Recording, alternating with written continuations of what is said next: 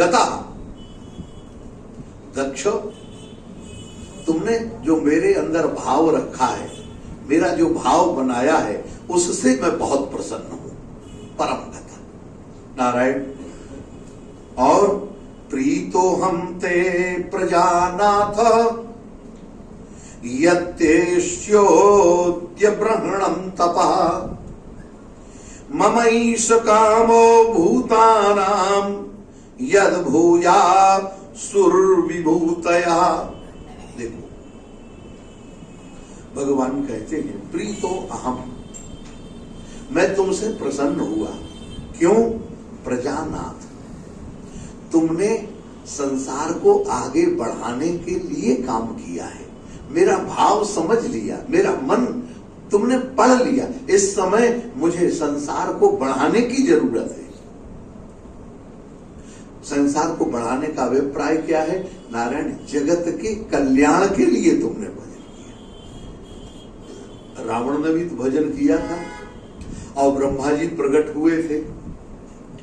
यहां दक्ष के सामने भी भगवान प्रकट हुए, रावण के सामने प्रकट हुए। कहा बोलो, वरदान मांगो, तो कहता है हम काहू के मरही न मारे।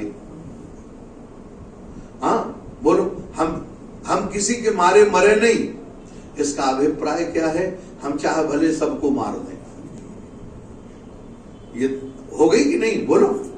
तो जो अपनी स्वच्छंदता और स्वतंत्रता, अपनी स्वतंत्रता नहीं, स्वच्छंद जीवन बिताना चाहता है और सबको अपने कदम के नीचे रखना चाहता है, परमात्मा उससे कभी प्रसन्न नहीं होते। ये याद रखना। भगवान उससे प्रसन्न होते हैं जो जगत के कल्याण के लिए तपस्या करता है। और जगत का कल्याण ये नहीं कि सबकी सेवा करने, सबके पास दौड़ने लगे। एक व्यक्ति कहां कहां दौड़ेगा, लेकिन उसका संकल्प क्या होता है? जो भी उसके सामने आता, भगवान से प्रार्थना करता, प्रभु इसके ऊपर कृपा करना। सिद्धि नहीं बताता, चमत्कार नहीं बताता। प्रजानाथ यत्स्यो ब्रह्मणं तपः, तुमने जगत के कल्याण के लिए, जगत को बढ़ाने के लिए जो तपस्या की है, वो तपस्या, वाह, मैं उससे प्रसन्न। ममैष कामो भूतानां यद भूया सुरविभूतया। सुरविभूतया, ये जो देवता है ना दक्ष, ये जो जितने देवता हैं, ये देवता सबके सब मेरी विभूति हैं, मेरे से अलग नहीं है।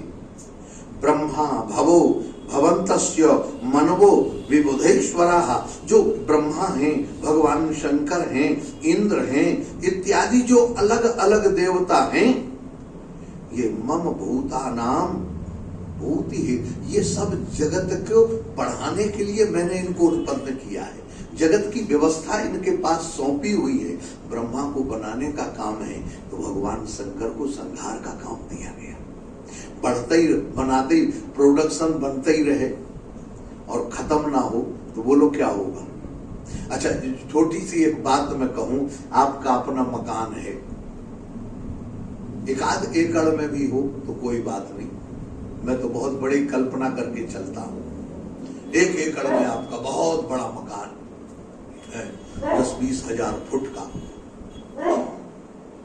10-20 हजार इर्द गिर्द आपका मकान है।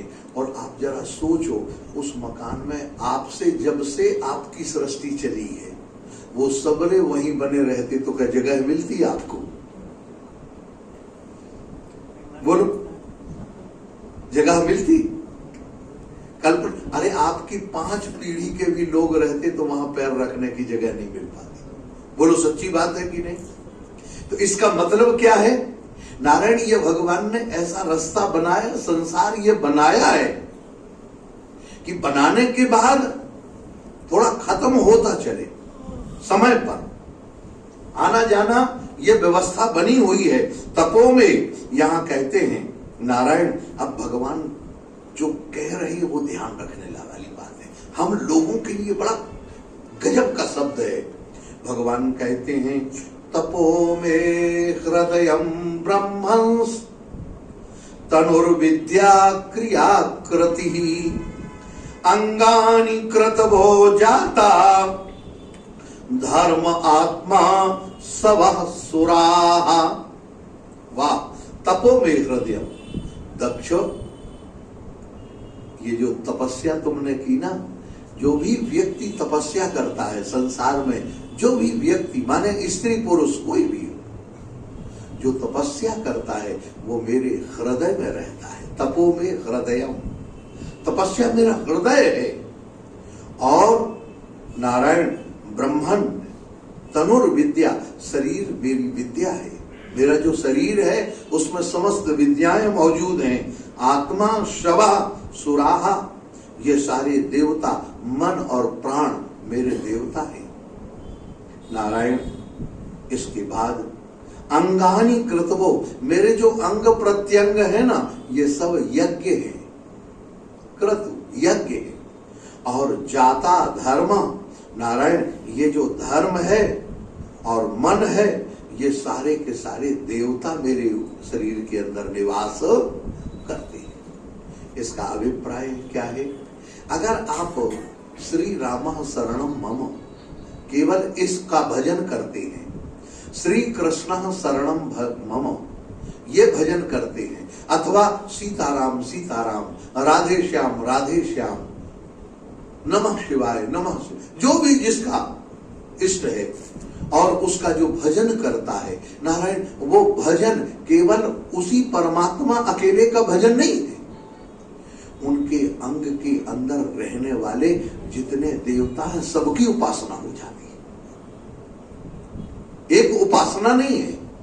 हम लोग कभी कभी सोचते हैं कि नारायण किसको, ये घर में बड़ी उलझन होती है। कई लोगों को मैंने देखता, हाँ महाराज वृंदावन गए तो यहां से राधा कृष्ण ले लिए, जगन्नाथपुरी गए वहां से जगन्नाथ जी ले लिए, हाँ महाराज कहीं नेपाल गए पशुपतिनाथ गए वहां तो सालिग्राम मिलते हैं महाराज, बहुत बढ़िया सालिग्राम ले लिए। अब जरा ध्यान देना, आगे श्री रंगम गए तो रंगनाथ जी गोदा जी को ले आए, कन्याकुमारी गए वैष्णव देवी गए तो महाराज वहां से भगवती का विग्रह ले आए, नैना देवी इत्यादि गए वहां से वो मूर्ति नहीं। अब यहाँ आए हैं तो यहाँ से निशानी, अब एक और समस्या, आए हैं तो निशानी ले चले। ये नहीं सोचते कि हम वहां गए प्रसाद ले आए, लाना है तो एक चित्रपट ले आओ और ऐसी जगह घर में रखो जहां उनका दर्शन होता रहा, प्रणाम कर दो। लेकिन आदमी क्या करता, आके सबको पूजा घर में रख लेगा, हम इनकी भी पूजा करें। अब पूजा करने बैठा, अब समस्या है कौन के चंदन लगाए, कौन के स्नान कराए। अब मन में दुख दुखी है, कैसी दुख दुखी, अब जरा सोचो, हम इनको चंदन लगाएंगे तो ये नाराज हो जाएंगे, इनको नहीं लगाया, इनको चरण नहीं हुए, इनका पूजन नहीं। इसी उलझन में व्यक्ति अपनी सारी साधना खत्म कर देता है। उसका जो उद्देश्य है, जो आराधना होनी चाहिए नारायण, इसीलिए गोस्वामी जी ने बहुत सुंदर मार्ग निकाला है। वो उस मार्ग को हम सहज में स्वीकार करते चले। कौन? सिया राम मैं सब जग जानी, करऊं प्रणाम जोरी जुग पानी। देखो नारायण, सिया राम का अभिप्राय क्या है? ये जितने अलग अलग विग्रह देवता जो आप लेके आए हो, मैं विरोध नहीं करता, ध्यान रखना मेरी बात को आप समझें। वो सब आप रखें, उनको आप नमस्कार कर लें, उनका पूजन हो गया।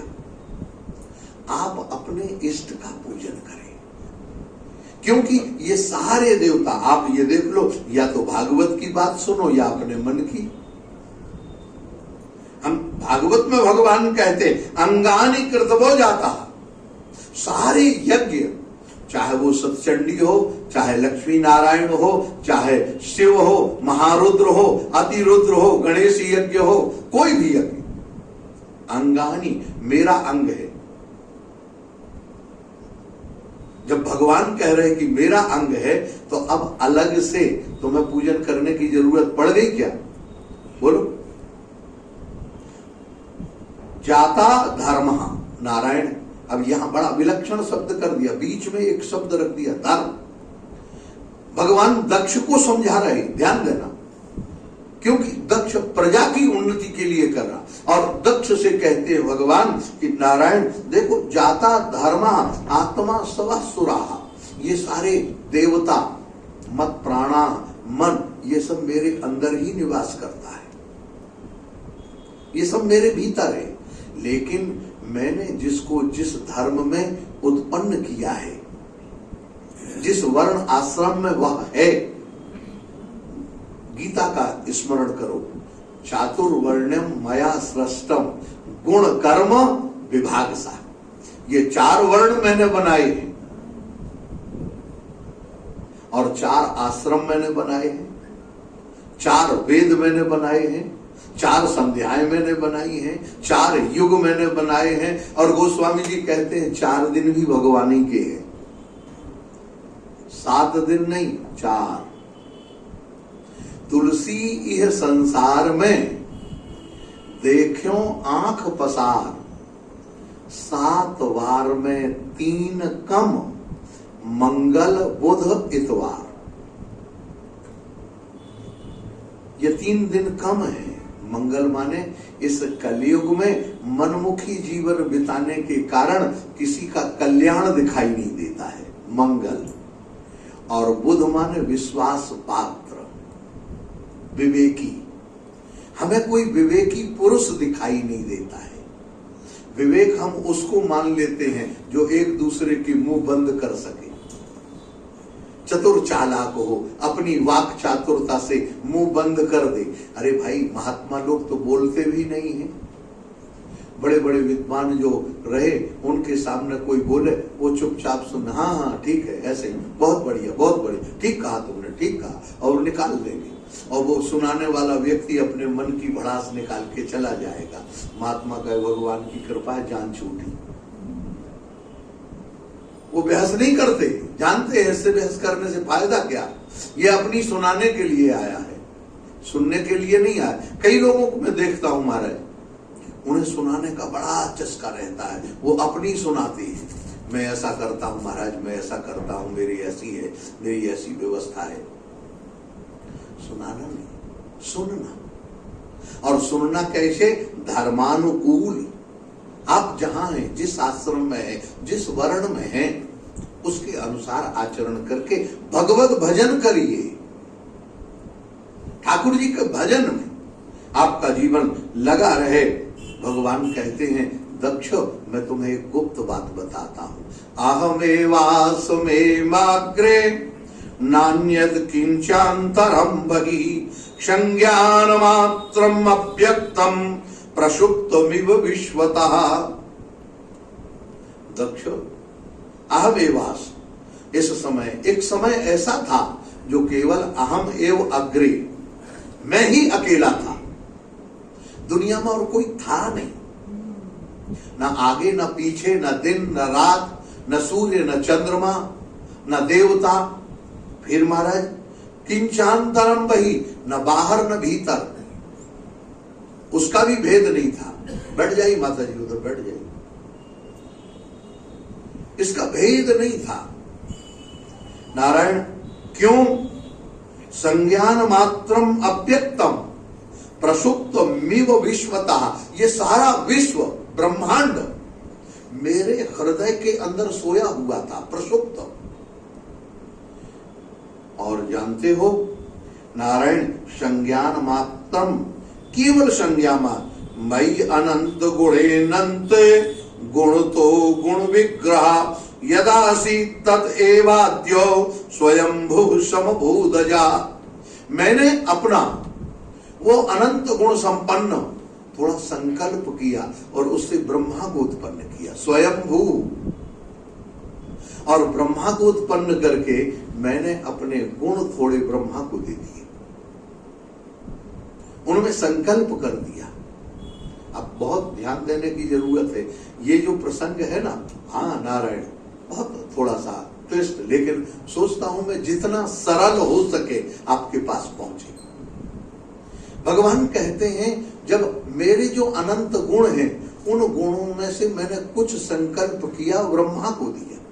अभिप्राय क्या है? क्योंकि ब्रह्मा ने तपस्या की और मुझे प्राप्त करने के लिए तैयार हुआ। अभिप्राय जो भगवान का भजन करता है, जो भगवान का साधन करता है, उसमें भगवदीय गुण उतर आते हैं।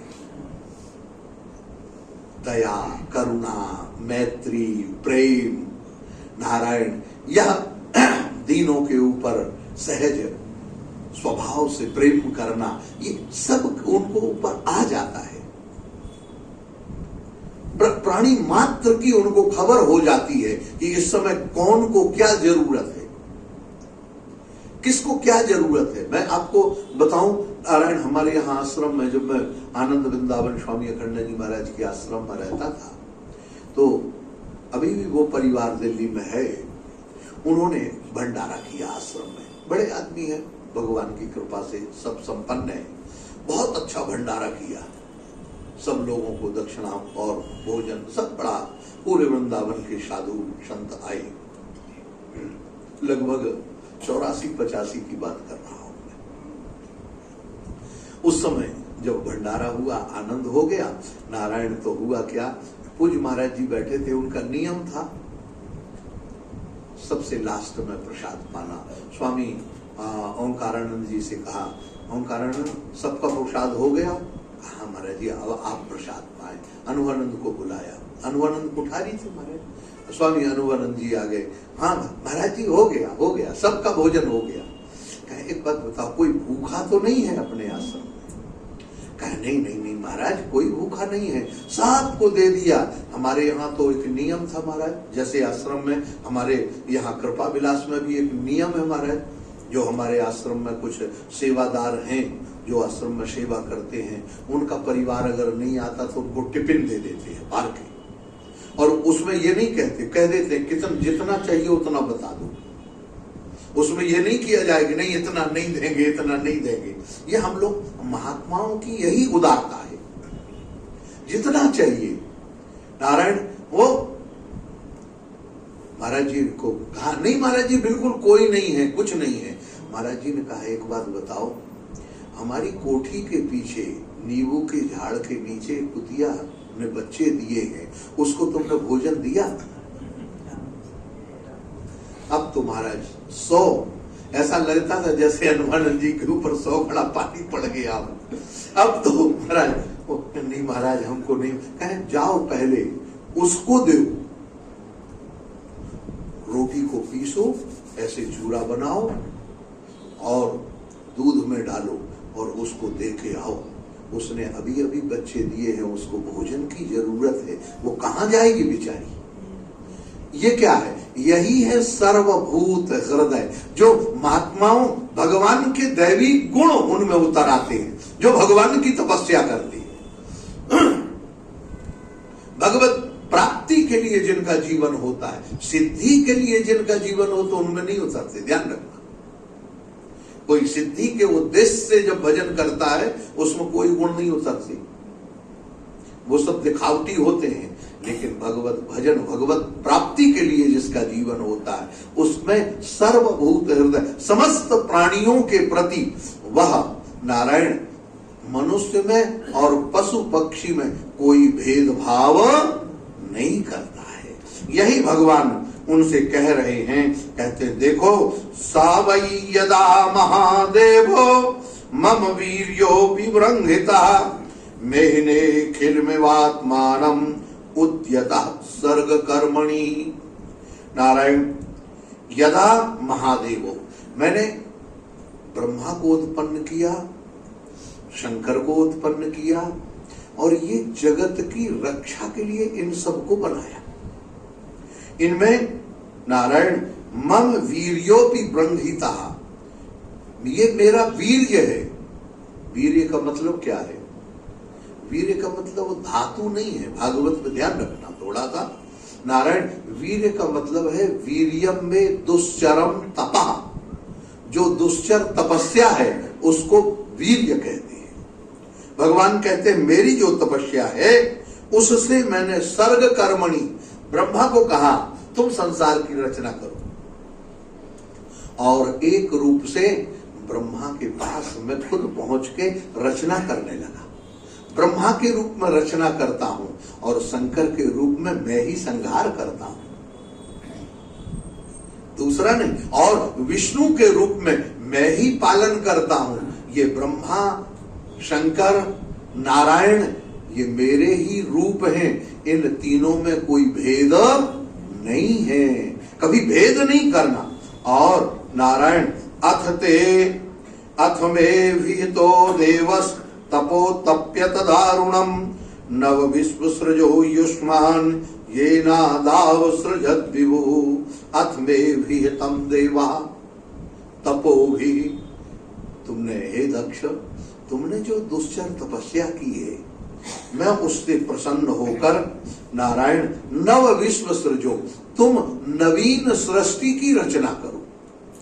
ये मेरा आशीर्वाद है।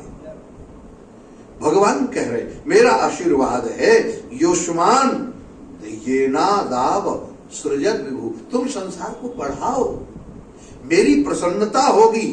नारायण एस पंचजन्यास्यांग दुहिता वै प्रजापति अशक्नी नाम पत्नीत्वे प्रजेश प्रतिगृह्यताम। देखो ये पंचजन्य प्रजापति जो है, इनकी एक सुंदर कन्या है अशकिनी, उसका नाम है, क्या नाम है? अशकिनी। बहुत ध्यान से सुनेंगे तो बड़ा आनंद आएगा, बड़े मजेदार प्रसंग है वो। ये अशकिनी, अशकिनी का मतलब है जिसके लिए कुछ भी असंभव ना हो।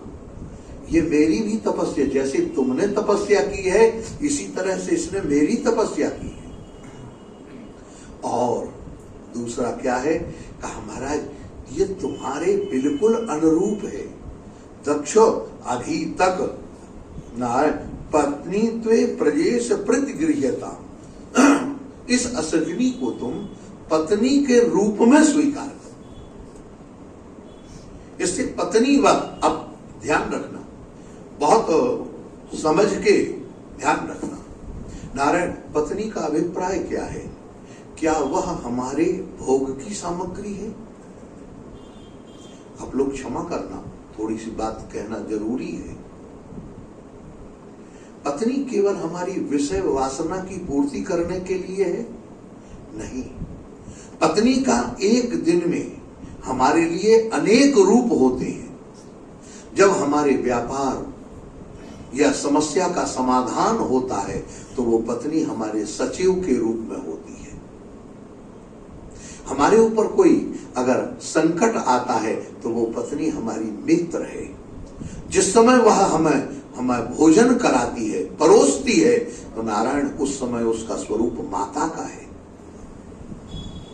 शयनेषु रंभा, केवल वह जब आपके साथ रमण करती है, विहार करती है, तब उस समय वह आपकी पत्नी है। बाकी समय वो आपकी पत्नी नहीं, आपकी मित्र है, आपकी सचिव है और आपकी मां है। जो इस तरीके से जीवन बिताता है उसका जीवन उज्जवल होता है, पवित्र होता है। राजा महाराजा लोग पहले क्यों, महापुरुष अपने घर में रहते थे लेकिन सलाह पत्नी से लेते थे, व्यवस्थित रहते थे, और उन लोगों की देवियां बड़ी सूक्ष्म समझदार होती थी कि नहीं होती थी? बताओ। नारायण इसी तरह से यहां कहा दुहित्रिया प्रजापते है मिथुन व्यवधर्मस्वम प्रजा सर्ग इमं पुनः मिथुन व्यावधर्मिण्याम भूर्षो भाव इष्यसि। देखो दक्ष, अभी तक तुमने जो संकल्प के द्वारा सृष्टि की है वो चेतन सृष्टि थी, चिन्मय सृष्टि थी। और चिन्मय चेतन सृष्टि से संकल्प में बहुत ज्यादा सृष्टि बढ़ती नहीं है। क्यों नहीं बढ़ती? क्योंकि व्यक्ति कितने बार तपस्या करेगा? भाई वरदान देने से या क्रोध करने से तपस्या क्षीण होती है कि नहीं होती? बोलो। नारद जी ने जब भगवान नारायण को श्राप दिया, तो इसके बाद उनके मन में क्षोभ हुआ कि नहीं हुआ? बोलो। कहा महाराज मेरी तो तपस्या बेकार चली गई, इस तपस्या को अब मैं पुनः प्राप्त करूं और मेरे मन में तपस्या का अहंकार ना हो, ऐसी आप कृपा करो। तब उन्होंने बताया जपहु जाहि शंकर सत। देखो शंकर भगवान के जो 100 नाम हैं नारायण, उनका तुम जाप करो। अच्छा ये बताओ, भगवान ने अपना नाम क्यों नहीं बताया? शंकर जी का नाम क्यों कह रहे? ये विलक्षण बात है। जबकि बद्री नारायण में तो भगवान नारायण का नाम जपते रहे। इसके 2 कारण हैं, एक बात ध्यान रखना। 2 कारण क्या है? जब तपस्या करके बद्री नारायण से आए तो सबसे पहले किसने समझाया था? शंकर भगवान ने समझाया कि नहीं? तो शंकर भगवान की अवहेलना हुई। देखो जो भी व्यक्ति अपने से बड़ों की बात को स्वीकार नहीं करेगा नारायण, उसके जीवन में पतन का रास्ता खुल जाएगा। यह इस प्रसंग का रहस्य है। बड़े कोई जरूरी नहीं कि जब तुम उनसे पूछोगे तभी बताएंगे। बड़े वो इसीलिए बड़े हैं कि तुम्हारी प्रत्येक क्रिया पर ध्यान रखते हैं। कई लोगों को हाँ हमारे लग जाता है, मैं कई बार देखता हूं कई घरों में, उन लोगों को लगता है अरे यार पिताजी तो दिन भर टे करते ही रहते हैं, इनको कुछ जानकारी तो होती नहीं। अब कहाँ गए थे, इतनी देर क्यों लगाई? अरे भाई पहले ये समझो, उन्हें ये फिक्र है कहीं हमारा बालक किसी गलत रास्ते पर न जाए। वो इसलिए तुम्हें टोकते हैं ताकि तुम सजग रहो कि हमें पिताजी को जवाब देना पड़ेगा। लेकिन अगर उसका तुमने दुरुपयोग किया तो तुम्हारा जीवन बिगड़ जाएगा नारायण। इसीलिए यहाँ भगवान कहते हैं अब तुम असकनी के साथ मिलकर प्रजा को उत्पन्न करो, और प्रजा को उत्पन्न करोगे तो यह संसार आगे बढ़ जाएगा। तत्तोधस्तात् प्रजा सर्वा मिथुनी भूय माया। मेरी माया तुमको मोहित नहीं करेगी, लेकिन मायामय सृष्टि जरूर होगी। ये जो सृष्टि है दाम्पत्य जीवन के साथ जो सृष्टि है, स्त्री और पुरुष के मिलने से सृष्टि। भगवान ने महाराज 2 लोगों को वरदान दिया, ध्यान रखना, और 2 लोगों के द्वारा यह मैथुनी सृष्टि चली है। मैथुनी सृष्टि माने स्त्री और पुरुष के संयोग से जो सृष्टि होती है वो सृष्टि नारायण। वो कौन? एक तो दक्ष, अभी आप सुन रहे, और तीसरे स्कंध में स्वयंभू मनु, ब्रह्मा जी के शरीर से 2 स्वरूप प्रकट हुए थे, एक मनु और एक शतरूपा। उन्होंने द्वारा भी, तो ये अलग अलग कल्प की सृष्टि है, थोड़ा ध्यान देना, एक ही कल्प की सृष्टि नहीं है नारायण। यहां मदीयया भविष्यन्ति हरिष्यन्ति च मे बलिम। भगवान कहते हैं दक्ष तत्तोधस्तात् प्रजा, तुम मेरे को हृदय में धारण करके प्रजा उत्पन्न करो। इसका मतलब क्या है? जरा बहुत एक एक वाक्य महाराज कभी कभी लगता है किस पर विचार करें। शास्त्र इतना आईने की तरह साफ है। वो भगवान कहते हैं कि अगर तुम संतान मदो तत्व अधस्तात् नारायण, महाराज तुम मेरे को धारण करके मेरी आज्ञा से संतान उत्पन्न करो, मेरे लिए संतान उत्पन्न करो, मेरा संकल्प पूरा करने के लिए, और अंत में मेरे को तुम प्राप्त हो जाओगे। हष्यंती च मे बलिम, तुम मेरे पास ही आओगे। तुम्हारा नारायण सुखदेव भगवान कहते हैं इत्युक्त्वा मिशिस्तस्य भगवान विश्व भावनः। इतना कहकर विश्व की भावना से ओतप्रोत भगवान नारायण दक्ष के सामने से स्वप्नो लब्धार्थम इव तत्रैवांतर्दधे हरि, उसी समय अंतर्धान हो गए। हाँ महाराज, जैसे अंतर्धान हुए, आहा कैसे हुए, स्वप्नो लब्ध। क्या सुंदर उदाहरण है, सुखदेव जी महाराज कमाल कर देते हो। कभी कभी कहते हैं जैसे स्वप्न टूटने पर स्वप्न की सृष्टि नहीं रहती। हाँ, स्वप्न की सृष्टि नहीं रहती, तो वो स्वप्न की सृष्टि कब तक सच्ची मालूम पड़ती, जब तक स्वप्न है। इसी तरह से ये संसार हमें सत्य तब तक मालूम पड़ता है जब तक सत्य स्वरूप परमात्मा की प्राप्ति नहीं हुई, जब तक उसको जाना नहीं है। उसको हम एक बार जान लें और मान लें, दोनों बातें हैं, जान लें और हाँ, व्यक्ति जानते तो हैं लेकिन मानते, हाँ महाराज, बस वही है हमारा जानना और मानना।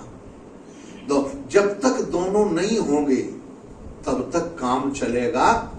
एक भाई हम में अगर कोई दोष है तो हम पहले वो दोष समझे ना। हम एक दोष है, एक व्यक्ति था महाराज बहरा बिल्कुल, उसको सुनाई नहीं देता था, मशीन लगा लेता था, अपना काम चल रहा था। एक दिन उसके मित्र बीमार पड़े महाराज, हॉस्पिटल देखने गया, लोगों ने कहा मशीन लगा ले। अच्छा नहीं, इतने बहरे थोड़ी जितना तुम कह रही हो। हाँ, तो वो बोलेंगे, हमें सारे से समझ लेंगे और दे देंगे। महाराज पहुंच गए हॉस्पिटल। अब देखो वो अपने बहरा है लेकिन बहरे नहीं मानते। गए हॉस्पिटल में, मरीज से पूछा, कहो क्या हाल है? तो उसने कहा मर रहे हैं। कहा ये तो बहुत अच्छी बात है कि आप समय पर हॉस्पिटल आ गए। कौन सा बढ़िया? हाँ, भोजन डॉक्टर ने क्या बताया भोजन के लिए? कहा महाराज, अब उसको इतना गुस्सा आया, जैसे ही उसने कहा मर रहे, बहुत अच्छी बात है, तो उसको गुस्सा आएगा। सांत्वना दी नहीं, उसने कहा डॉक्टर ने। कौन सा डॉक्टर है? तो उसने डॉक्टर का नाम बताया। अरे वो तो बहुत बढ़िया डॉक्टर हैं, उसके मरीज तो महाराज ऐसे एक भी नहीं बचा, बहुत बढ़िया, अच्छे मरीजों को उसने ठीक कर दिया, वो सब सुधार गए। अब उसको इतनी गुस्सा आई, कहे हमारे पास क्या करने आया है, समझ में नहीं आया। अब बहरा सुनाई तो दे नहीं। डॉक्टर ने क्या बताया? भोजन। तो उसको लगा, खींच गया, कहा पत्थर, कहा इससे हल्का भोजन कोई हो ही नहीं सकता। तो पहले हम जाने भी और माने भी, दोनों। पहले जाने कि हम बहरे हैं, हम अज्ञानी हैं, और माने कि हमारा यह अज्ञान दूर हो सकता है किसी भी कीमत में। तो नारायण यहां पर यही बात है, स्वप्नो लब्धार्थ इवा। हम जाने और माने। जानने का अभिप्राय है हमारे हृदय के अंदर विश्वास जग जाए, और मानने का अभिप्राय है हम उनको प्राप्त करने की राह पर चल पड़े। बस इतना ही। नारायण जब ऐसा कहा, श्री सुखदेव भगवान कहते हैं, महाराज दक्ष ने पांचजन्य विष्णु मायोपवृंहिता, पांचजन्य नाम का कि जो प्रजापति थे, उनकी पुत्री अशक्नी से नारायण उन्होंने विवाह किया, और विवाह करके हर्यश्व संज्ञान युत्रम पुत्रा जनयद विभु अपृथक धर्मशीलास्ते सर्वे दाक्षायणा नृपः। नारायण पांचजन्य की जो पुत्री है उससे विवाह किया, और यहां लिखा हर्यश्वान, हर्यश्व नाम के 1000 वो 10,000 पुत्र, आयुतम 10,000 पुत्रों को जन्म दिया। बहुत ध्यान से, पुत्रान जनयत विभु। अच्छा, ये 10,000 पुत्र कैसे थे महाराज? अपृथक धर्मशीलास्ते, सबके एक ही स्वरूप, एक ही धर्मशील, एक ही आचरण के थे ये लोग। सर्वे दाक्षायणा नृपः, नारायण सब पिता की आज्ञाकारी संतान थे। मित्रा पित्रा प्रोक्ता प्रजा सर्गे प्रतीचिम प्रयुर्दिवम। पिता ने कहा दक्ष ने, बेटा अब तुम लोग संसार की को आगे बढ़ाओ, लेकिन भगवान की आज्ञा से, भगवान को ध्यान रखकर। क्या होगा? भगवान को जब हम ध्यान रखेंगे तो हमारा जीवन भोगवान नहीं बनेगा, उपयोगवान बन जाएगा। और जहां भगवत शरणागति नहीं होगी, भगवान के लिए नहीं होगा, वहां हम भोग करने में लग जाए, और भोग करेंगे तो रोग उत्पन्न होगा, क्षोभ उत्पन्न होगा, मोह उत्पन्न होगा, दुख दारिद्र आएगा हमारे जीवन में, और अनेक तरह के जो दुर्गुण हैं, नारायण धीरे धीरे धीरे धीरे रोग मोह क्षोभ इत्यादि अनेक दुर्गुण हमारे हृदय के भीतर आके बस जाएंगे, और हम फिर उन्हें निकालने में समर्थ नहीं हो पाएंगे। इसीलिए भगवत भजन सबसे ज्यादा। तत्र नारायण सरः तीर्थ सिंधु समुद्रयोः संगमो यत्र सुमहन मुनि सिद्ध निषेविता। नारायण, अब ये लोग, इन लोगों ने कहा कि पिताजी आपकी आज्ञा तो बहुत बढ़िया है, संसार को बढ़ाओ, हम भी चाहते हैं, लेकिन हमारे संसार के बढ़ाने में निर्विघ्नता हो, कोई तरह का संकट ना आए। इसके लिए उपाय क्या है? इसके लिए उपाय है भगवान का भजन। निर्विघ्नता की संसिद्धि के लिए सबसे बढ़िया है भगवान का भजन करें। अच्छा ठीक है, भगवान का भजन करके, ठीक है पिताजी आपकी आज्ञा हो तो हम भजन करने जाएं। इन्होंने कहा हाँ बेटा, अब तुम भजन करने के लिए जाओ। ये 10,000 हर्यस्व महाराज चल लिए भजन करने के लिए। अब जरा ध्यान देना, जैसे चले, यहां पर हुआ क्या? संगमो सिंधु समुद्रयो संगमो यत्र सुमहन मुनि सिद्ध निषेविनाम। कहां पहुंचे? पश्चिम दिशा की ओर। पश्चिम दिशा में जहां पर सिंधु नदी और समुद्र का संगम है, वहां पर उसको कहते हैं नारायण तीर्थ। क्या तीर्थ कहते हैं? अच्छा, अब आप एक बात और ध्यान देना। दक्ष ने कहां तपस्या की थी? कल हमने सुनाया था, बोलो याद है? देखो भाई, यही बात ठीक नहीं है। कल ही सुनाया था, अघमर्षण तीर्थ में। कहां तपस्या की थी? ये विंध्याचल की तलहटी। मुझे लगता है कि एक दिन का प्रोग्राम तो प्रश्नोत्तर के लिए रखना चाहिए। हम पूछेंगे और आपको उत्तर देना, तब पता लगेगा सत्संग कहां तक हुआ। नारायण है? हाँ, देखो अघमर्षण तीर्थ ये विंध्याचल की तलहटी पर है, विंध्याचल पर्वत, कल बताया था। तो नारायण अभिप्राय, ये गए नारायण तीर्थ पर। अभिप्राय क्या है? भगवान का जो भजन है, भगवान की जो तपस्या है, वो घर से बाहर रहकर ही हो सकती है, घर में रहकर नहीं होती। जैसे कई लोग अनुभव करते होंगे, वो बात अलग है कि फोन में चिपके रहे, क्या हुआ, के भयो, वो एक अलग बात है, मैं उसकी चर्चा नहीं करता। लेकिन बाहर आ गए तो आप कई रिश्तेदारों के यहां से आना जाना छूट गया, कुछ पार्टियां छूट गई। अब जरा देखो कितने व्यवस्था। और यहाँ आके अगर आप एक ही वाक्य सोचे कि हमें केवल भजन करना है, कुछ ज्यादा नहीं। हाँ महाराज, अपने से अगर कोई कभी फोन आ जाए तो उसमें देखो कि जरूरी क्या है। पहले ही एक शब्द उठाओ, क्या ये इनसे बात करना जरूरी है? अपने मन में ईमानदारी से उत्तर दे लेना, क्या ये व्यक्ति हमारे लिए जरूरी है, बात करना जरूरी है? हाँ जरूरी है तो सुनाओ, क्या हाल है? ठीक है, चलो ठीक है, बाद में बात करेंगे, यहां सब ठीक है, आप भी कुशल रहें। इतनी बात करके फोन काट दो। आपका समय बच गया, व्यवहार निभ गया और आप भजन में लग जाओ, दूसरा चिंतन मत करो। तो ये तीर्थ में रहना, धाम में रहना, धाम हमें कई लोग कहते हैं, हमारे आप लोग क्षमा करना, आप लोग तो ऐसे नहीं है, मैं जानता हूं, लेकिन होता क्या, कई लोग ये कहते मारे इतने दिन हो गए धाम में रहते हुए, कुछ धाम का असर नहीं दिखाई दे रहा है। मैं कभी कभी कहता हूं, भैया एक बात बताओ, क्या धाम की जो मर्यादा है उसके अनुसार हम रह रहे? भाई असर तो तब होगा ना जब हमारा व्यवस्थित जीवन होगा।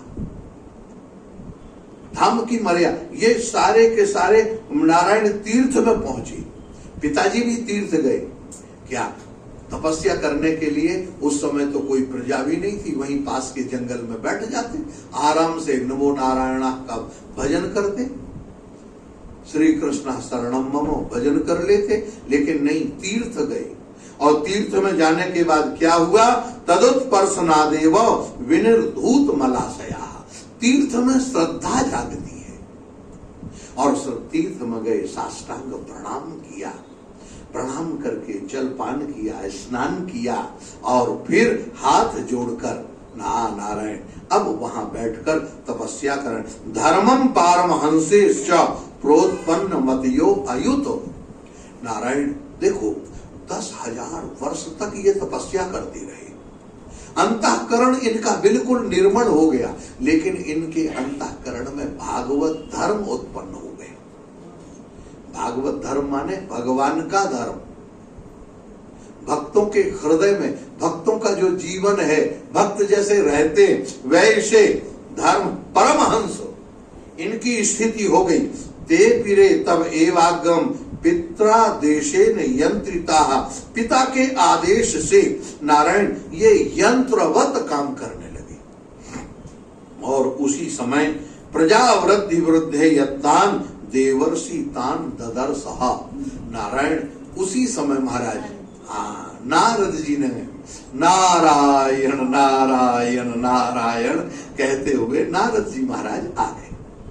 और जैसे नारद जी आए, नारायण उवाच हर्यश्वाह तत्कथम स्वच्छ वै प्रजा, नारायण ये सब के सब उठकर खड़े हुए, नारद जी को प्रणाम किया, और प्रणाम करके नारद जी ने महाराज उवाच हर्यश्वाह कथम, जैसे स्वाभाविक प्रश्न हो, कहो क्या हाल है, कहो क्या हाल है नारायण। तो हम लोग अदृष्ट, नारद जी ने भी वही पूछा, कैसे हो? कथम स्रक्ष वही प्रजा, तुम भी प्रजा की रचना करना चाहते हो? मैं देख रहा हूं प्रजा के प्रति तुम्हारा जो आकर्षण है, अच्छी बात है। अदृष्टवान भूयो बालिशा बत पालका, एक बात जरूर है, तुम लोग हो तो दक्ष के पुत्र, बनते हो विद्वान, लेकिन कैसे हो? बालिशा बत पालका, तुम लोग पक्के मूर्ख हो। इनको लगा कि 10,000 वर्ष तक तपस्या करी और नारद जी मूर्ख बना कर कह रहे महाराज, तो हम तो बेवकूफ रहे हैं। बत बालिशा तथैक पुरुषम राष्ट्रम विलम चादृष्ट निर्ममम बहुरूपाम श्रियम चापी पुमांसम पुंसलीपतम नदी उभय तोबाहम पंच पंचाशदत् गृहम।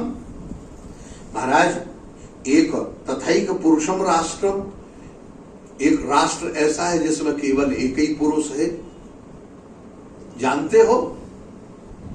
एक बिल ऐसा है जिसमें जाने का तो रास्ता है, लौटने का कोई रास्ता।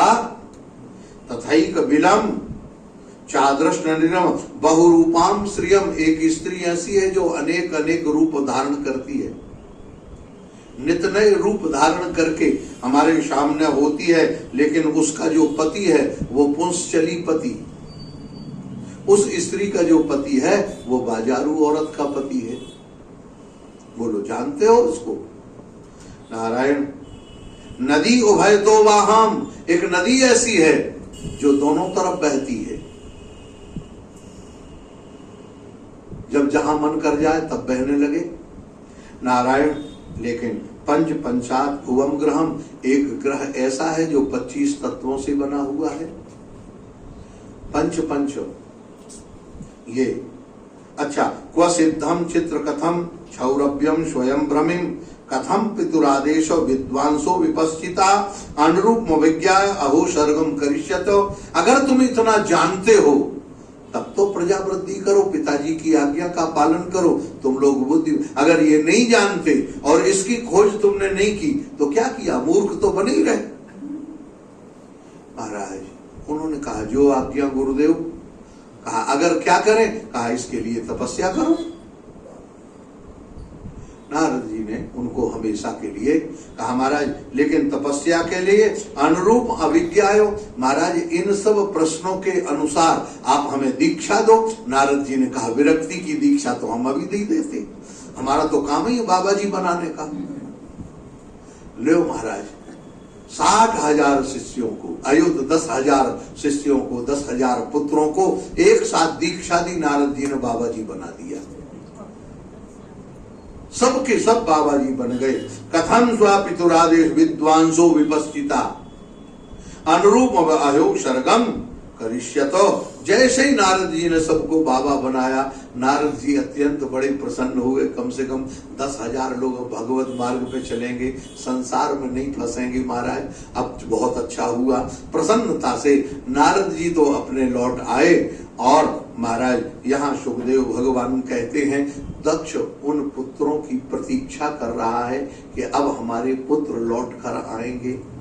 लेकिन नारद जी की महाराज बाबा बनाने में और दक्ष की प्रतीक्षा में क्या प्रतिक्रिया होती है उसकी चर्चा कल करेंगे। बोलिए गोपाल कृष्ण भगवान की जय जय श्री राम। हरे कृष्णा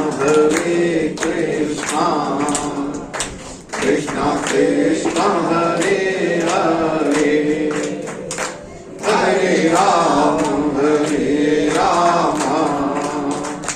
राम राम हरे हरे, कृष्णा कृष्णा कृष्णा कृष्णा हरे